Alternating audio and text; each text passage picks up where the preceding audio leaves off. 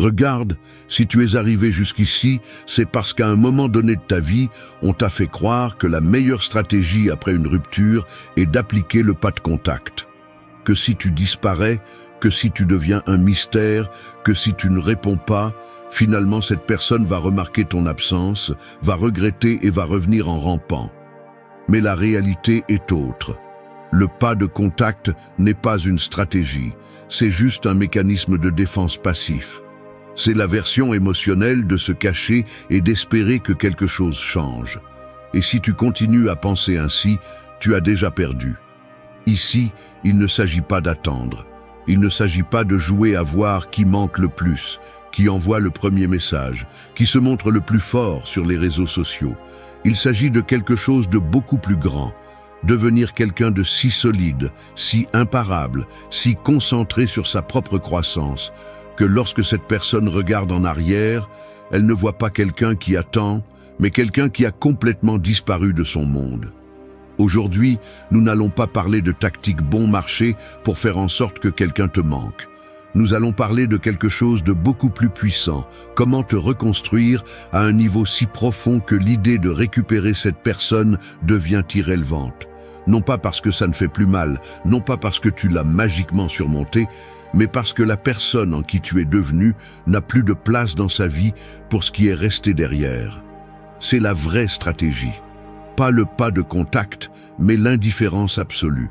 Pas le jeu de faire semblant que ça ne te dérange pas, mais le point où tu cesses réellement de t'en soucier. Et cela ne se fait pas avec des astuces, cela se fait avec une transformation. Alors prépare-toi. Nous allons parler des 8 principes que tu dois intérioriser pour y parvenir. Mais je te préviens dès maintenant, ce n'est pas pour les faibles, ce n'est pas pour ceux qui veulent une solution rapide.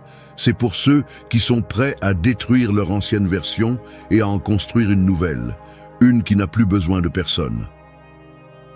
U1. Ne tente pas de combler le vide avec quelqu'un d'autre. Comble-le en investissant en toi. La plupart font la même erreur après une rupture. Ils cherchent un remplaçant. Ils se lancent dans une autre relation, cherchent des distractions, comblant le vide avec n'importe quoi qui les fait se sentir moins seuls. Et c'est ainsi qu'ils finissent par être pris dans un cycle interminable de dépendance émotionnelle, sautant de personne en personne sans jamais affronter ce qui compte vraiment. Si tu continues à chercher à remplacer quelqu'un, cela signifie que tu lui accordes encore de l'importance. Cela signifie que tu es toujours au même point, que tu as toujours besoin de quelque chose d'extérieur pour te sentir complet. Et c'est là la véritable défaite, parce qu'au final, ce que tu essaies de faire n'est pas de surmonter la rupture, mais d'anesthésier la douleur, la couvrir avec une autre personne, avec des sorties forcées, avec des relations vides. Mais ce n'est pas de la guérison, c'est de l'évasion. Et si tu continues à fuir, tu ne te renforceras jamais.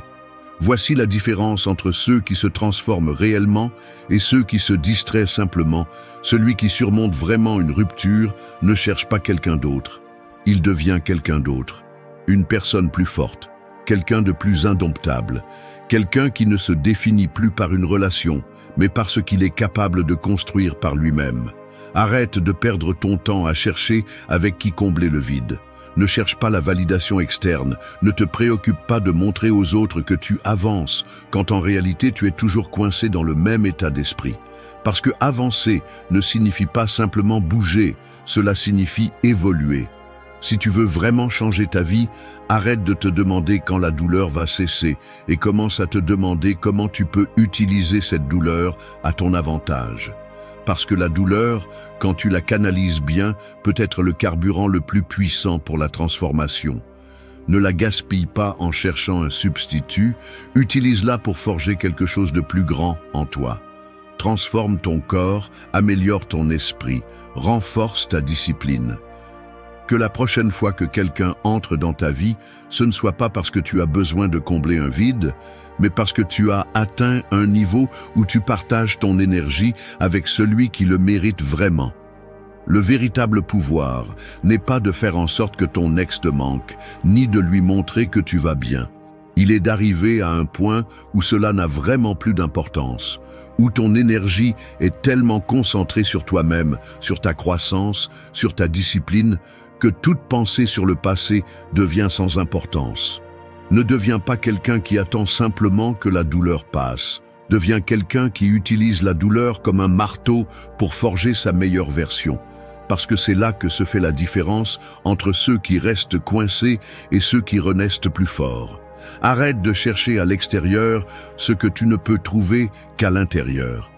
Arrête de gaspiller de l'énergie sur des choses qui ne t'apportent rien, sur des relations vides, sur des distractions sans sens. Prends chaque minute que tu investissais auparavant dans quelqu'un d'autre et réinvestis-la en toi. Parce que quand tu comprends cela, tu n'as plus besoin de remplacer personne. Parce que d'ici là, la personne que tu étais n'existe plus et la nouvelle version de toi ne regarde plus en arrière. Investis tout ce temps, cette énergie et cet effort en toi. Il n'y a pas de meilleure revanche, pas de meilleure leçon, pas de meilleure récompense. 2. Ne perds pas de temps à clore des cycles, continue simplement à avancer. On t'a vendu l'idée que tu as besoin de fermer des cycles pour avancer, que tu dois avoir une dernière conversation, que tu dois trouver une explication, que tu as besoin de dire adieu d'une certaine manière pour que tout ait un sens. Mais la vérité est celle-ci. Le cycle se ferme de lui-même, lorsque tu décides d'arrêter de regarder en arrière. Tu n'as pas besoin d'une cérémonie, tu n'as pas besoin de réponse, tu n'as pas besoin que l'autre personne te valide avec un pardon ou un adieu bien formulé. Tu as seulement besoin d'une chose, avancer. Le problème est que beaucoup de personnes transforment ce concept de fermeture de cycle en une excuse pour s'accrocher au passé. Ils utilisent le manque de clôture comme une justification pour rester coincés au même endroit, pour continuer à attendre, pour continuer à penser à ce qui aurait pu être. Mais ce qu'ils font vraiment, c'est retarder l'inévitable. Ils donnent plus de pouvoir à l'histoire qu'ils devraient laisser derrière eux. La vie n'attend pas que tu fermes des cycles. Elle ne s'arrête pas pour que tu aies une conversation finale. Elle ne te donnera pas le moment parfait pour dire adieu émotionnellement à quelqu'un. Elle ne te donnera pas sur un plateau d'argent une conclusion claire pour que tu puisses avancer en toute sérénité. Parce que la réalité est que beaucoup de cycles ne se ferment jamais de la manière que nous voulons. Et ce n'est pas grave. Ce qui est grave, c'est que chaque seconde que tu passes à chercher une clôture est une seconde que tu pourrais utiliser pour te reconstruire. Pour te concentrer sur ce qui compte vraiment, ta croissance, ta discipline, ton indépendance. Tant que tu attends cette conversation finale, tant que tu cherches des réponses dans le passé, tu restes attaché à ce qui n'existe plus. La clôture ne vient pas avec des mots, elle vient avec des actions. Elle vient quand tu décides que ce qui est devant pèse plus que ce qui est derrière. Quand au lieu de chercher des explications, tu te concentres sur les résultats. Quand au lieu de perdre du temps sur « pourquoi cela s'est-il passé ?», tu te concentres sur « que vais-je faire avec cela ?» Si tu crois encore que tu as besoin de cette dernière conversation, de ce dernier message, de ce dernier adieu, la seule chose dont tu as besoin est de réaliser que tu continues à chercher quelque chose d'extérieur pour soulager ce que tu ne peux guérir que de l'intérieur. Les personnes fortes ne ferment pas les cycles. Ils les détruisent avec leur croissance. Ils n'ont pas besoin d'écrire des messages d'adieu parce que leur évolution dit tout.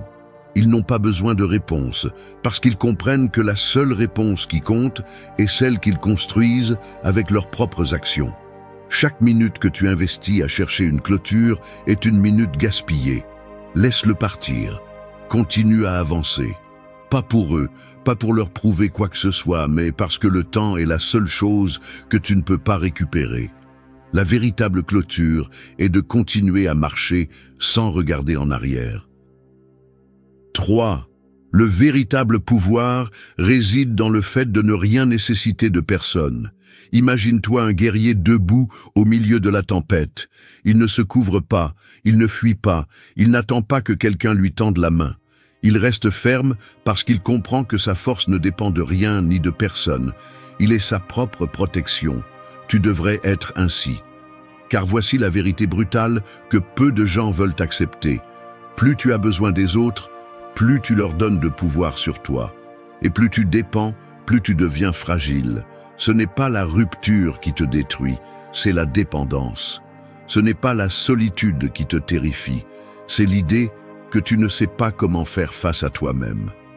On nous a vendu un mensonge depuis que nous sommes enfants. On nous a dit que nous avons besoin de quelqu'un d'autre pour être complet. On nous a appris que la vie consiste à trouver ta moitié, comme si nous étions déjà brisés dès la naissance, comme si sans relation, nous n'avions pas de but. Et c'est pourquoi, quand quelqu'un part, nous avons l'impression qu'on nous arrache quelque chose, non pas parce qu'ils le font réellement, mais parce que nous pensions qu'ils faisaient partie de nous. Mais dis-moi quelque chose, quel genre de pouvoir est-ce? Quelle sorte de vie est-ce où ta stabilité émotionnelle dépend du fait que quelqu'un d'autre décide de rester? Ce n'est pas de l'amour, c'est une prison déguisée en affection. Les personnes les plus fortes ne sont pas celles qui n'aiment jamais, mais celles qui peuvent aimer sans dépendre. Celles qui peuvent se donner sans peur, parce qu'elles savent que, si l'autre part, elles restent les mêmes. Elles n'implorent pas, n'attendent pas, ne s'effondrent pas, non pas parce qu'elles ne souffrent pas, mais parce qu'elles comprennent qu'elles n'ont jamais eu besoin de quelqu'un pour être complètes. Si après une rupture, tu as l'impression qu'on t'a arraché une partie de toi, ce n'est pas parce que tu as perdu quelqu'un, c'est parce que tu ne t'es jamais donné la valeur que tu mérites. C'est parce que tu n'as pas encore construit en toi ce que tu cherches à l'extérieur. Il ne s'agit pas d'être froid. Il ne s'agit pas de t'isoler ou de vivre sans émotion. Il s'agit d'atteindre un niveau où tu peux partager ta vie avec quelqu'un sans craindre de le perdre, où tu peux t'ouvrir sans te sentir vulnérable. Parce que quand tu dépends de quelqu'un pour te sentir bien, chaque dispute, chaque distance, chaque adieu est ressenti comme une menace. Mais quand tu apprends à être suffisant par toi-même, plus rien ne peut te briser. Regarde autour de toi. La plupart des gens sont pris au piège dans des relations médiocres, dans des liens qui ne les comblent pas, dans des amours qui sont devenus des chaînes. Non pas parce qu'ils sont heureux, mais parce qu'ils ont peur. Peur d'être seuls, peur de se confronter à eux-mêmes, peur de découvrir qu'ils n'ont pas d'identité sans cette personne. Et que font-ils ? Ils se contentent, ils restent dans des relations qui leur volent leur paix, ils deviennent des esclaves émotionnels de quelqu'un d'autre, ils vivent avec l'anxiété, l'insécurité, la dépendance, et tout cela parce qu'ils n'ont jamais appris à être autosuffisants. Mais tu n'as pas besoin d'être l'un d'eux, tu n'as pas besoin de suivre le même chemin. Commence à te construire, renforce ton esprit, fortifie ta discipline, travaille sur ta croissance. Transforme ta solitude en une alliée plutôt qu'en un ennemi. Et un jour, quand tu regarderas en arrière, tu te rendras compte que la version de toi qui pleurait pour quelqu'un qui est parti n'existe plus. Parce que le véritable pouvoir ne réside pas dans le fait de trouver quelqu'un. Il réside dans le fait d'atteindre un point où tu n'as plus besoin de personne. Et quand tu y arriveras, alors, et seulement alors, tu seras vraiment libre. 4. Si jamais ils reviennent, qu'ils trouvent un mur à la place d'un cœur ouvert. Pense à un château imprenable, avec de hauts murs, des portes fermées, une structure si solide que personne n'entre sans permission. C'est ainsi que devrait être ta vie après une rupture. Parce que quand quelqu'un part, quand quelqu'un décide de s'éloigner, ce qu'il dit, sans avoir besoin de mots, c'est que sa présence dans ta vie n'est pas essentielle. Et si elle ne l'était pas à l'époque, elle ne l'est pas non plus maintenant. La plus grande erreur que tu peux faire est de laisser la porte entrebâillée en espérant qu'un jour ils reviendront. Cette idée de « peut-être plus tard », de « quand je serai mieux », peut-être nous retrouverons-nous, est un fantasme créé par la peur d'accepter la vérité. Et la vérité est simple, si quelqu'un décide de partir, son temps dans ta vie est terminé. Il n'y a pas de pause, pas de retrouvailles, pas de seconde chance déguisée en destin. Ils reviennent parce qu'ils sentent qu'ils le peuvent. Ils reviennent parce qu'à un moment donné, tu leur as donné un accès illimité à ta vie. Parce qu'ils croient que, s'ils frappent à la porte, tu l'ouvres. Parce qu'ils savent que même s'ils sont partis, au fond, tu as toujours espéré leur retour. Tu ne peux pas permettre que cela se produise. Tu ne peux pas permettre à quelqu'un de traiter ta vie comme une station temporaire, où ils peuvent entrer et sortir à leur guise. Si jamais ils reviennent, qu'ils trouvent un mur, pas un cœur ouvert. Cela ne signifie pas que tu dois haïr. Cela ne signifie pas que tu dois leur souhaiter du mal. Cela signifie simplement qu'ils n'ont plus de place dans la vie que tu as construite après leur départ. Parce que ce qu'ils t'ont fait subir, le vide qu'ils ont laissé, le processus auquel tu as dû faire face, ne peut pas être vain. Si après tout ce que tu as souffert, après tout ce que tu as reconstruit, tu leur ouvres la porte comme si rien ne s'était passé, alors, à quoi a servi la douleur? Pourquoi t'es-tu renforcé si à la fin tu permets la même chose? Ils ne doivent pas trouver la même personne qu'ils ont laissée. Ils doivent trouver quelqu'un qui n'a plus besoin d'eux. Non pas parce que tu joues à être indifférent, mais parce que tu l'es vraiment. Parce que la meilleure preuve de croissance n'est pas combien tu as changé substantiellement, combien tu as accompli, ni combien ta vie est différente. La meilleure preuve que tu as vraiment évolué est que leur présence ne signifie plus rien. Si tu as vraiment grandi, leur retour ne doit pas être une opportunité, mais une anecdote sans importance. Quelque chose qui arrive, quelque chose qui part, quelque chose qui ne bouge pas une seule brique de la forteresse que tu construis en leur absence. Quand quelqu'un te quitte, il perd aussi le droit de voir ce qu'il t'a fait devenir. Ne leur donne pas le privilège de vivre ta meilleure version quand c'est eux qui t'ont brisé. Parce que s'ils ont déjà pensé qu'ils pourraient revenir quand ils le voulaient, alors ils n'ont pas encore compris que la personne qu'ils connaissaient n'existe plus. S'ils reviennent un jour, qu'ils se retrouvent face au silence, qu'ils comprennent que l'accès qu'ils avaient avant est maintenant bloqué, non pas parce que tu veux les punir, mais parce qu'ils ne font plus partie de ton histoire dans ton monde. Et à ce moment-là, à cet instant où tu te rends compte que leur retour ne t'affecte pas, ne te touche pas, ne change rien, tu auras gagné. Non pas parce que tu les as perdus, mais parce que tu t'es retrouvé. 5. S'ils veulent voir ce que tu es devenu, qu'ils le fassent de loin. As-tu déjà vu comment un feu brûle plus fort lorsqu'il est attisé par l'air? C'est ainsi que se passe ta transformation. Tu n'as pas besoin de témoins, tu n'as pas besoin d'applaudissements, tu n'as pas besoin de validation. Celui qui est parti n'a pas le droit de voir ce que tu es devenu. La plus grande erreur que les gens commettent après une rupture est de vouloir prouver quelque chose. Ils sont obsédés par l'idée que l'autre personne les voit progresser, les voit plus forts, plus attirants, plus réussis. Comme si la vraie croissance dépendait du regard des autres. Comme si elle valait moins si personne ne la voyait. Mais c'est là qu'ils échouent, parce qu'au moment où tu essaies de prouver quelque chose à quelqu'un, tu lui donnes encore du pouvoir sur toi. Tu restes attaché aux besoins de sa reconnaissance. Et tant que cela se produira, tu ne seras jamais vraiment libre. S'ils veulent voir ce que tu es devenu, qu'ils le fassent de loin. Ne leur donne pas le privilège de voir ton évolution. Ne leur donne pas accès à la meilleure version de toi. Parce que lorsque quelqu'un décide de partir, il décide aussi de renoncer à la personne que tu deviendras. Il y a une différence entre changer pour toi et changer pour être vu. Le premier te rend invincible, le second te maintient enchaîné.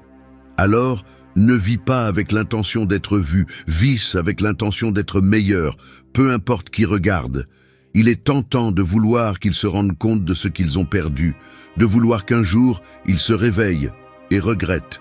Mais ce désir est un piège, parce que si tu as vraiment grandi, si tu as vraiment progressé, alors leur opinion n'a plus de valeur. La croissance la plus puissante est celle qui se produit en silence, sans publication calculée, sans allusion déguisée, sans le besoin de prouver quoi que ce soit. Tu n'as pas besoin d'être vu heureux pour être heureux. Tu n'as pas besoin d'être vu fort pour être fort.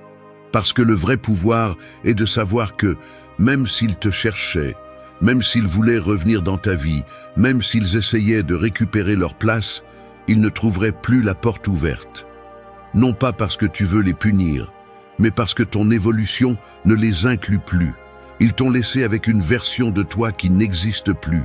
Et tout ce qui leur reste, c'est d'imaginer ce que tu es devenu. Qu'ils restent dans le doute, qu'ils restent à distance. Ne leur donne pas le luxe d'être témoin de ton amélioration, parce que celui qui voulait te voir tomber ne mérite pas de voir comment tu t'élèves. 6. La clôture n'est pas une conversation, c'est un état d'esprit. On t'a fait croire que tu as besoin d'une dernière conversation, d'un dernier adieu, d'un moment d'adieu où tout se résout, où les deux parties se regardent dans les yeux et, d'une manière ou d'une autre, trouvent la paix. Mais c'est un mensonge. La clôture n'est pas quelque chose que quelqu'un d'autre te donne. Ce n'est pas une conversation en attente. Ce n'est pas un message d'excuse. Ce n'est pas une explication qui te fait comprendre pourquoi tout s'est terminé. La clôture n'est pas quelque chose que tu reçois. C'est quelque chose que tu construis en toi. Si tu continues à attendre une conversation pour sentir que tu peux avancer, la seule chose que tu fais est de donner le contrôle à quelqu'un d'autre. Tu permets que ta paix dépende des mots ou des actions d'une autre personne. Et au moment où tu as besoin de quelque chose d'extérieur pour guérir, tu deviens prisonnier de cette attente. La vraie clôture n'est pas dans ce que l'autre personne a à te dire. Elle est dans la décision, sans besoin d'explication, qu'il est temps de lâcher prise. C'est comprendre qu'aucun mot ne va changer ce qui s'est passé, que peu importe combien tu demandes, combien tu insistes, combien tu cherches des réponses, il y a des choses qui n'ont tout simplement pas d'explication. Les gens pensent que la clôture arrive quand ils comprennent enfin tout, mais la vérité est que la clôture arrive quand tu acceptes que tu n'as pas besoin de tout comprendre pour avancer. Si on t'a laissé sans explication, à quoi bon les chercher ? Si on est parti sans rien dire, pourquoi voudrais-tu les écouter maintenant? Si on t'a trahi, si on t'a blessé, si un jour on a simplement décidé que tu n'étais plus partie de leur vie, quelle différence leurs raisons feraient-elles? Les gens disent ce qui les arrange, ce qui les soulage de leur culpabilité, ce qui les fait se sentir moins responsables. Et si tu attends qu'ils te donnent une clôture sincère, tu te trompes. Tu n'as pas besoin de leurs mots. Tu n'as pas besoin de leur version de l'histoire. Parce que la clôture n'est pas de savoir pourquoi quelque chose s'est passé. La clôture est d'accepter que cela s'est passé et de continuer malgré tout. C'est là que beaucoup de gens échouent. Ils restent coincés dans l'obsession de comprendre, dans le besoin de réponse, dans l'illusion qu'une conversation finale leur apportera la paix. Mais ce dont j'ai vraiment besoin n'est pas un message, ce n'est pas des excuses, ce n'est pas une réunion. Ce dont j'ai vraiment besoin, c'est de prendre la décision d'avancer sans rien attendre de personne. La vraie clôture n'est pas dans l'autre, elle est en toi. Elle est dans le moment où tu te rends compte que peu importe ce que cette personne a à dire, qu'il n'y a plus rien à clarifier, rien à résoudre, que ton bien-être ne dépend plus d'une conversation en attente, mais de ta capacité à lâcher prise. Alors, arrête d'attendre. Arrête d'attendre ce message, cet appel, cette conversation que tu crois nécessaire. Tu n'as besoin de rien. Tu as juste besoin de comprendre que le cycle se ferme quand tu décides qu'il ne t'affecte plus. Quand tu comprends que l'autre personne n'a pas de pouvoir sur ton histoire. La clôture n'est pas un moment. Ce n'est pas un événement. C'est un état d'esprit. C'est quand tu te lèves un jour et te rends compte que tu n'attends plus rien, que tout ce que tu as voulu entendre n'a plus d'importance, que sans besoin d'explication ni d'adieu, tu es déjà libre. Parce qu'au final, la plus grande clôture que tu peux avoir n'est pas une conversation avec eux. C'est une conversation avec toi-même, dans laquelle tu décides que ta vie continue avec ou sans réponse. Et quand tu arrives à ce point, quand tu arrêtes vraiment de chercher, alors tu as gagné. Parce que la vraie clôture, tu ne la trouves pas à l'extérieur, tu la trouves en toi. Accepte que ton absence soit une énigme impossible à déchiffrer. Les gens ont l'habitude que tout est une fin, qu'il y ait toujours une explication, un adieu, un dernier mot. Mais il y a quelque chose qui les terrifie plus que la fin d'une histoire. Le vide de ne pas savoir ce qui s'est passé ensuite. Quand quelqu'un quitte ta vie, ils s'attendent à ce que tu réagisses. Ils s'attendent à ce que tu poses des questions, que tu essaies de comprendre, que tu cherches des réponses, que tu suives un schéma prévisible de douleur, de colère et d'éventuelle résignation. Mais si tu veux vraiment retrouver ton pouvoir, Si tu veux vraiment transcender le jeu des émotions, il y a une stratégie beaucoup plus efficace que n'importe quel adieu, le silence absolu. Il n'y a pas de message, pas d'allusion, pas de trace que tu es encore attaché à l'histoire qu'ils t'ont laissée. Non pas parce que tu fais le fort, mais parce que tu ne ressens plus le besoin de t'expliquer, de te justifier ou de montrer ce que tu ressens. Les gens peuvent gérer la haine, ils peuvent gérer la tristesse, ils peuvent même répondre à la rancœur. Mais ce qui les affecte vraiment, ce qui les maintient inquiets, c'est l'incertitude. Si tu veux vraiment montrer ton évolution, ne fais rien. Disparais de leurs pensées, non pas avec des mots, mais avec ton absence totale.